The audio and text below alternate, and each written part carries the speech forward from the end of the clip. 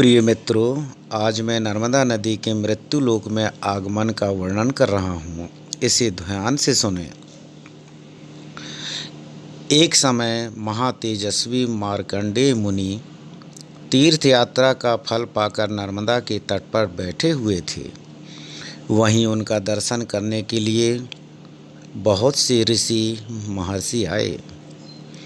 पुलस्त्य, वशिष्ठ, पुलह, कृतु, भृगु, अत्रि, मारीचि, भारद्वाज, कश्यप, मनु, यम, अंगिरा, सातातप, पाराशर, आप स्तंभ, संवाकाव्य, शुक्राचार्य, कात्यायन मुनि, गौतम, सांख्य, लिखित, दक्ष, कात्यायन, जामदग्नि, याज्ञवल्क्य, ऋष्यशृंग, विभांडक, गर्ग, शौनक, दलभ्य, व्यास, उद्दालक, शुक, नारद, पर्वत, दुर्वासा, उग्रतापस, शाकल, गालव, जाबाली, मुद्गल और कौशिक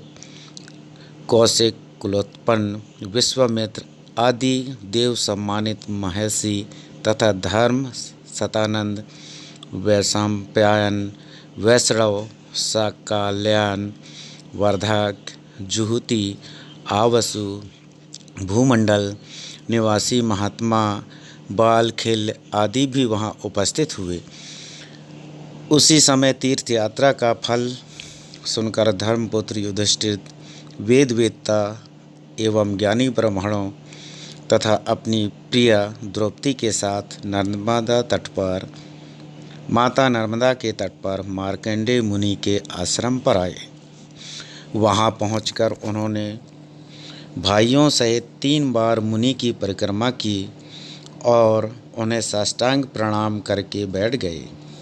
राजा को बैठा देख महामुनि मार्कंडेय बोले, नृपश्रेष्ठ, भाइयों और ब्राह्मणों के साथ कुशल से तो हो ना?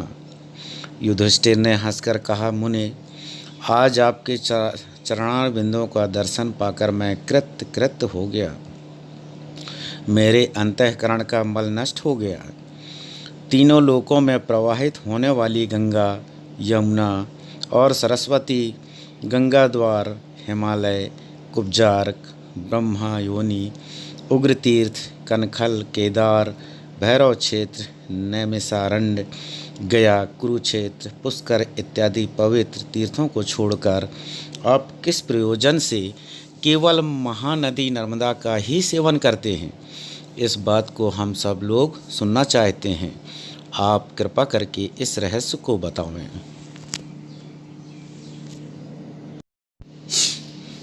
मार्कंडेय मुनि जी बोले, राजन, पूर्व काल की बात है। चंद्रवंश में पुरुरवा नाम से विख्यात एक चक्रवर्ती राजा हुए।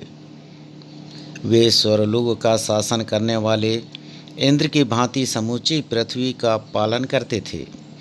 एक समय राज्यसभा में उन नृपश्रेष्ठ ने बड़े बूढ़े ब्राह्मणों से पूछा, विप्रवरों, पाप मोहित मनुष्य किस उपाय से यज्ञ आदि कर्मों के बिना ही स्वर्गलोक को प्राप्त हुए हैं और हो सकते हैं, यह बताइए।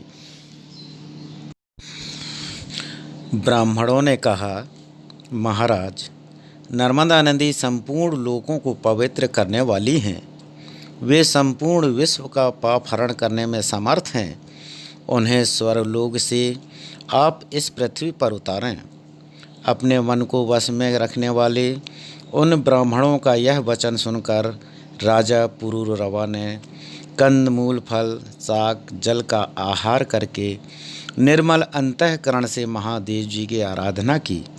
तब महादेव जी ने प्रसन्न होकर कहा, बेटा, वर मांगो, मैं तुम्हारी इच्छा के अनुसार वस्तु प्रदान करूंगा। पुरूरवा बोले, महादेव, आप समस्त लोगों के हित के लिए नर्मदा नदी को पृथ्वी पर उतारिए। आज लाख योजन का विशाल जम्बूद्वीप निराधार हो रहा है। ना देवता तृप्त होते हैं, ना पितर और न मनुष्यों को ही तृप्ति हो रही है। तब महादेव जी ने कहा, राजन, तुम तो अयाच्य वस्तु की याचना करते हो। ऐसा वर तो देवताओं के लिए भी दुर्लभ है। नर्मदा को छोड़कर दूसरा जो कुछ भी वर मांगो मैं दूंगा। महाराज पुरूरवा बोले, महादेव, मैं प्राण जाने पर भी दूसरा वर नहीं मांगूंगा। तब राजा का यह निश्चय जानकर तथा उग्र तपस्या द्वारा उनके किए हुए साधन को देखकर महादेव जी ने नर्मदा को आज्ञा दी, सुरेश्वरी, तुम पृथ्वी पर उतरो और पुरूरवा की तपस्या के फल से मृत्युलेख के हित का साधन करो। तब माँ नर्मदा ने कहा, महादेव, महेश्वर, मैं बिना किसी आधार के स्वर्गलोक से पृथ्वी पर कैसे जाऊंगी। नर्मदा के यह बात सुनकर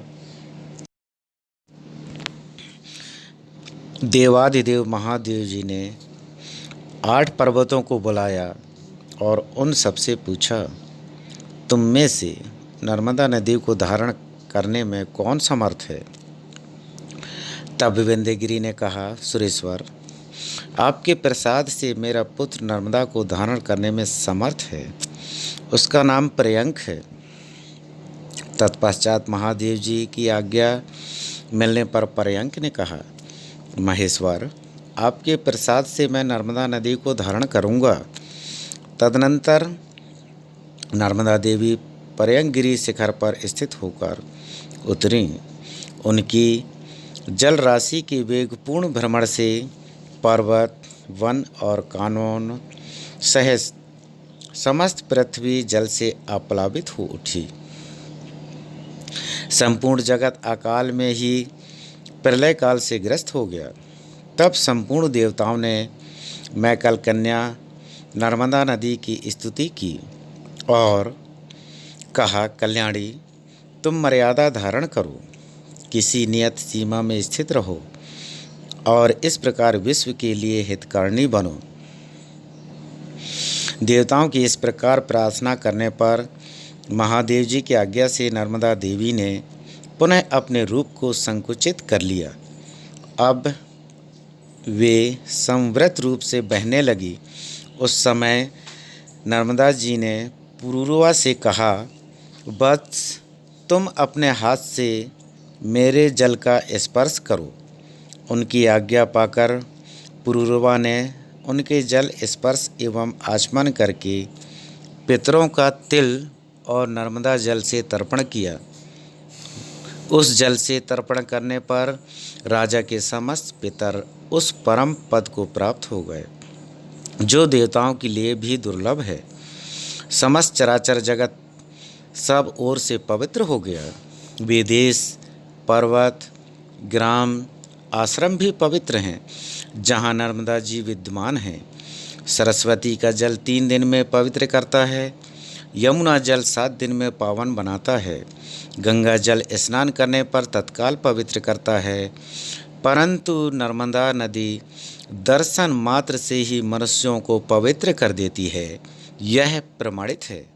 नर्मदा के संगम में जहाँ कहीं भी स्नान, दान, जप, होम, वेद पाठ, पितृपूजन, देव आराधना, मंत्रोपदेश, संन्यास और देह त्याग आदि जो कुछ भी किया जाता है उसके फल का अंत नहीं है। वैशाख, माघ अथवा कार्तिक की पूर्णिमा को विषु योग में, संक्रांति के समय बत्तीपात, वैधृत योग में, अमावस्या में तिथि की हानि और वृद्धि के दिन, मनवादि, युगादि और कल्पादि तिथियों में माता पिता के क्षययाह में, नर्मदा तटवर्ती, ओंकार, भृगुचेत्र तथा विशेषतः जो नर्मदा जी का सहस्त्र तट, शत अथवा एक योगदान, संपूर्ण महादान करता है तथा जो श्रेष्ठ मनुष्य नर्मदा में स्नान, दान, जप, होम और पूजन आदि करता है वह अश्वमेघ यज्ञ का फल पाता है। युधिष्ठिर, मनुष्य नर्मदा में जहाँ जहाँ स्नान करता है वहीं वहीं उसे अश्वमेध यज्ञ का फल प्राप्त होता है। जो मनुष्य प्रातःकाल उठकर नर्मदा का कीर्तन करता है उसका 7 जन्मों का किया हुआ पाप उसी क्षण नष्ट हो जाता है। तथा जहाँ माँ नर्मदा के तट आदि युक्त नर्मदा नदी स्थित हैं वहाँ स्नान करके मनुष्य अश्वमेध यज्ञ का फल पाता है और अंत में शिवधाम को जाता है। प्रिय भक्तों, माँ नर्मदा जी के पृथ्वी पर आगमन का मैं टूटा फूटा कहानी जो आपको सुना रहा हूँ, और इसको सुनने पर क्या फल प्राप्त होता है, नर्मदा जी के दर्शन से क्या प्राप्त होता है, इसे ध्यान से सुने। इससे सुनने मात्र से ही पुण्य फल प्राप्त होगा, पुण्य गति की प्राप्ति होगी, शिवधाम की गति प्राप्त होगी, शिवधाम को आप प्राप्त होंगे। हर हर नर्मदे।